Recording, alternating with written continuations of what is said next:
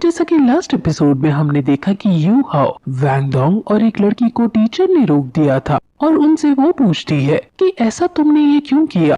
असल में उन तीनों ने सेम डिटेल्स भरी थी कि उनको तीनों को सेम फील्ड में जाना है। इन्होंने तीनों ने ही अलग अलग तरह के लेकिन कंट्रोल टाइप सोल मास्टर ही भरे थे।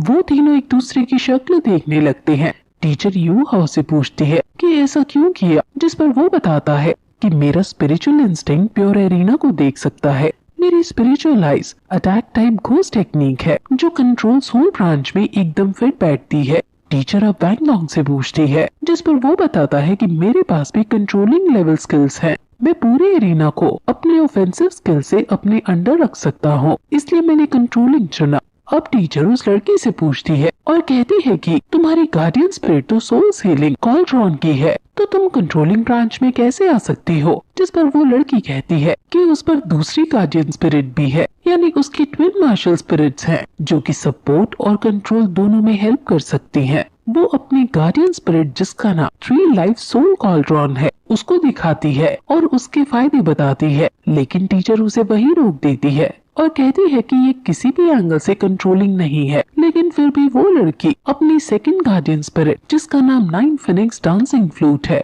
उसका यूज करती है, और वो जब अपनी मार्शल फ्लूट बजाती है तो उसके म्यूजिकल नोट से सभी का माइंड अफेक्ट होने लगता है और चारों तरफ उसके म्यूजिकल नोट्स फैल जाते हैं। और टीचर इन तीनों को अब कंट्रोलिंग ब्रांच लेने के लिए राजी कर देती है, लेकिन उन्हें वार्निंग देती है कि ये एग्जाम अब जो होने वाला है तुम्हारे फ्यूचर कल्टीवेशन के लिए बहुत जरूरी है। अगर तुमने गलत कल्टीवेशन पाथ चुन लिया होगा तो उसको ठीक करने के लिए तुम्हें बहुत ज्यादा मेहनत फिर बाद में करनी होगी। इसलिए मैं तुम्हारे ऊपर एक गोल सेट कर रही हूँ ताकि ये पता चल जाए कि तुमने पाथ जो चुना है वो सही है या गलत। अगर तुम उस गोल को अचीव नहीं कर पाए तो तुम आगे नहीं भेजे जाओगे और 1 साल और यहाँ मेरे अंडर रहोगे। तो तुम्हारा गोल है कि तुम्हें फ्रेशमैन एग्जाम में न सिर्फ पास होना है बल्कि चैंपियन बनना है। यू हाओ कहता है कि हम जरूर चैंपियन बनेंगे, लेकिन अगर हमें 1 और साल आपसे ट्रेनिंग लेने का मौका मिला तो हम उसे भी जरूर लेना चाहेंगे।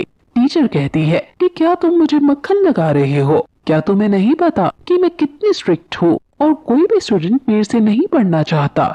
मुझे सब पता है कि स्टूडेंट्स मेरे पीठ के पीछे क्या बातें करते हैं, इसलिए तुम ये सब रहने दो। जिस पर यू हाओ कहता है कि मैं ऐसा नहीं सोचता, मैं आपसे पढ़ना कंटिन्यू रखना चाहता हूँ क्योंकि मैंने बाकी क्लासेस को ऑब्जर्व किया है। उनके टीचर्स ने उतनी मेहनत नहीं की है उनके संग जितनी आपने की, और आपकी स्ट्रिक्टनेस की वजह से हमारी क्लास बाकी सभी क्लास से ज्यादा स्ट्रॉन्ग है। टीचर भी हालांकि उनकी स्माइल को जो उनके फेस पर आई है वो छुपाते हुए उनको वापस अपने रूम में जाने को कहती है और तीनों अब वापस एक साथ जाने लगते हैं। वो लड़की वैंग डोंग से कुछ बात करना चाहती है और कहती है कि क्या मैं कुछ कह सकती हूँ तुमसे, लेकिन सिग्मा वैंग डोंग मना कर देता है कि अभी उसको कंपटीशन की तैयारी करने जाना है, इसलिए उस पर अभी टाइम नहीं है। वो यू हाओ को लेकर यहाँ से जाने लगता है और लड़की उदास होकर वहाँ से जाने लगती है। यू हाओ उससे कहता है कि शायद वो जियाओ जियाओ तुम में इंटरेस्ट रखती है, जिस पर वैंग डोंग उससे कहता है कि अभी हम छोटे हैं और हमें सिर्फ लेसन्स पर ध्यान देना चाहिए। तुम्हारे मन में ऐसे थॉट्स आ भी कैसे गए भला? तुम कभी दिमाग से काम क्यों नहीं लेते? एग्जाम परसों से है इसलिए हमें प्रैक्टिस करनी चाहिए, इसलिए चलो पहले तुम्हारी ग्रिल्ड फिश खाते हैं और फिर प्रैक्टिस करते हैं। यू हाओ तुरंत वैंग डोंग को जियाओ जियाओ के पास खींच कर ले जाता है और कहता है कि एग्जाम परसों है इसलिए चलो साथ में प्रैक्टिस करते हैं, और फिर प्रैक्टिस के बाद मैं तुम दोनों को ग्रिल्ड फिश खिलाऊंगा। वो खुले जंगल में जाकर प्रैक्टिस करने लगते हैं और वो तीनों आपस में बहुत ज्यादा कंपैटिबल है। यू हाओ की स्किल्स बहुत यूनिक है इसलिए ये दोनों उसकी तारीफ करते हैं, लेकिन यू हाओ कहता है कि हमारे साथ जो टीम लड़ेगी वो और भी ज्यादा शक्तिशाली हो सकती है और हमारा गोल चैंपियन बनना है। वहाँ तभी तांग्या के साथ बीबी आता है और उनसे उनके एग्जाम के बारे में पूछता है। तांग्या उसको सीक्रेट वेपन्स देती है और इतने सारे वेपन्स को देखकर यू हाओ शॉक हो जाता है। वैंग डोंग भी बहुत हैरान है कि तांग्या के पास इतने सारे सीक्रेट वेपन्स है। यू हाओ एक एक सीक्रेट वेपन को देखने लगता है कि उसको कौन सा वेपन सबसे कंपैटिबल है। बाकी सभी स्टूडेंट्स भी स्पिरिट गाइडिंग टूल्स ले रहे हैं और अब अनाउंसमेंट हो जाती है जिसमें सभी स्टूडेंट्स को एग्जामिनेशन एरिया में बुलाया जाता है। सभी भागकर एरिना में जाते हैं और वहाँ होस्ट उन सभी का वेलकम करती है और उनको कुछ रूल समझाती है। ये होस्ट इनकी 2 दिन तक असेसमेंट टीचर है और इनके टोटल 6 ग्रुप्स बने हैं। तुम लोग स्पिरिट गाइडिंग टूल्स या फिर किसी भी तरह के एक्सटर्नल वेपन यूज नहीं कर सकते हो, यानी सीक्रेट वेपन को यूज नहीं कर सकता है। उन्हें किसी भी डेंजरस एक्शन को भी परफॉर्म नहीं करना है और अपने ओपोनेंट पर घातक हमला नहीं करना है। अगर तुमने ऐसा किया तो एकेडमी से भी तुम्हें रेस्टिगेट कर दिया जाएगा। अगर आप सोच रहे हो कि ये श्रेक एकेडमी तो मॉन्स्टर क्रिएट करती थी, तो ये इतने सब प्रिवेंटिव मेजर्स क्यों ले रही है? तो मैं बता दूं कि ये इस वक्त आउटर एकेडमी में है, जो जनरल स्टूडेंट्स के लिए है। असली श्रेक एकेडमी इनर कोर्ट में है, जहां असली मॉन्स्टर्स इन्हें मिलेंगे। अब फर्स्ट मैच यू हाओ की टीम और जुनिए की टीम के बीच होने वाला है, इसलिए ये 6 लोग अब एरिना में आ जाते हैं और बाकी सभी एज अ ऑडियंस आसपास बैठ जाती हैं। टीचर मैच को स्टार्ट करने का ऑर्डर दे देती है और तीनों ही अपनी मार्शल स्पिरिट को बाहर निकालते हैं। बाकी 3 ओपोनेंट भी अपनी मार्शल स्पिरिट को निकालते हैं और इनमें से एक फूड ब्रांच का है, तो वो तुरंत अपनी मार्शल सोल से चिकन थाई बनाता है और अपने साथियों की स्पीड को बढ़ा देता है और वो तुरंत इन पर हमला कर देते हैं।